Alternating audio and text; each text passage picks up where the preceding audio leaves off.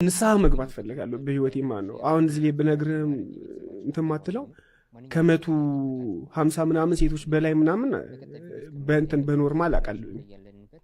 በአንዴ ጓደኛ ምናምን እየሆነን ከመቶ 50 በላይ ማለት ነው። በቃ የሆነ በአንድ ጊዜ 5 6 7 ምናምን ይኖሩ ይነበራል። ከ150 በላይ ከ150 በላይ ማለት ነው። በሰም አላቃችሁም። እግዚአብሔርን ከኤ እስከ ዜድ ነው። የሆነ ሰዓት ቁጭ ብዬ የእውነት የሆነ ሰዓት ቁጭ ብዬ የሆነ ሰዓት ላይ ማለት ነው ለማስታወስ ሞክራለሁ። እንትን እያለሁኝ እንትና አያቁም ሙስሊም ክርስቲያን ጴንጤ ምናምን ከሃይማኖት የቀረኝ የለም፣ ከዘር የቀረኝ የለም። ኦሮሞ፣ ትግሬ፣ ሶማሌ ከማሊ ሁላ አልቀረኝም። ማሊ የሚባል ብሔር አለ ኢትዮጵያ ውስጥ ማሊ ነው። ማሊ የሆነ ሰዓት ላይ ህይወቴ በጣም ከመስመር ወጣ። ከ150 ምናምን በላይ የሆነ ሰዓት ሴተኛ ዳሪ ሁላ እንትን እል ነበር። እነሱም ብቆጥርልህ ወደ 2000 ምናምን ይሄዳሉ።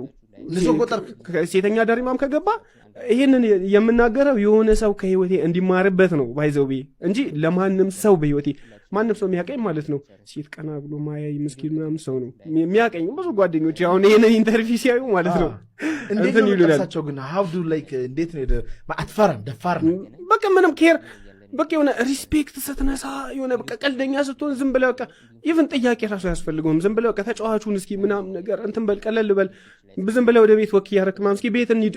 ያ የሚገርመኝ ማለት ነው ይቅርታ አድርግልኝ በህይወቴ ትልቅ ጠባሳ የሆኑብኝን ነገሮች እዚህ ያለና ሀገር ብዙ ባለትዳሮች 10 ባለትዳር ቢኖሩ ማለት ነው ቤተሰቦች ቢኖር ከ10 ውስጥ 8ቱ ሴቶች ከሌላ ወንድ ጋር ግንኙነት አላቸው። እኔ ከህይወቴ ከራሴ እንትን ያልኩትን ነው። አሁን ብዙ ቢያንስ 3ቱን እነግርሃለሁኝ ከሚዘገንኑኝ ከራሴ ከምሰራቸው ስህተቶች ውስጥ ከሚዘገንኑኝ ማለት ነው አላቸው ፍቅረኛ 1 2 3 ፍቅረኛ ይኖራቸዋል ከባህላቸው ውጪ።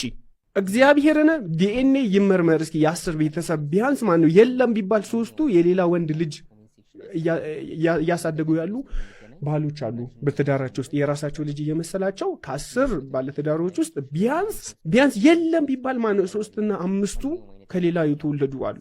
እኔ አሁን ከህይወቴ አንድ የገጠመኝ ነገር ልንገርህ።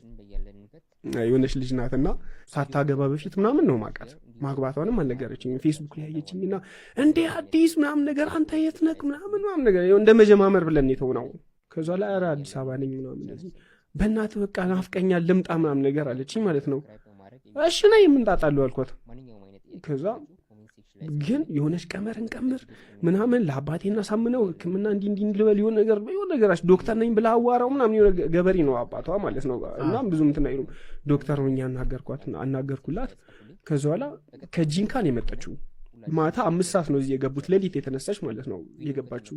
ከዛ በኋላ ያኔ ክለብ ጋርድ ነበር ምሰራው ቦዲ ጋርድም ሰራ ነበረ እና ከክለብ ምናምን እንትን ብዬ ምናምን ነገር ወጥቶኝ አስፈቅጄ ምናምን ተቀበልኳት ገባ። ከዛ በኋላ ሻወር ገባች ምናምን ነገር አልጋይንሰም ጀመረም ማለት ነው። ከዛ በኋላ ስልክ ተደወለ። ከዛ ወይኔ አንዲ በትን ቢልህ እንኳን እንዳታስል በእናትህ ዝም በላለችኝ ማለት ነው። እሺ አልኩኝ።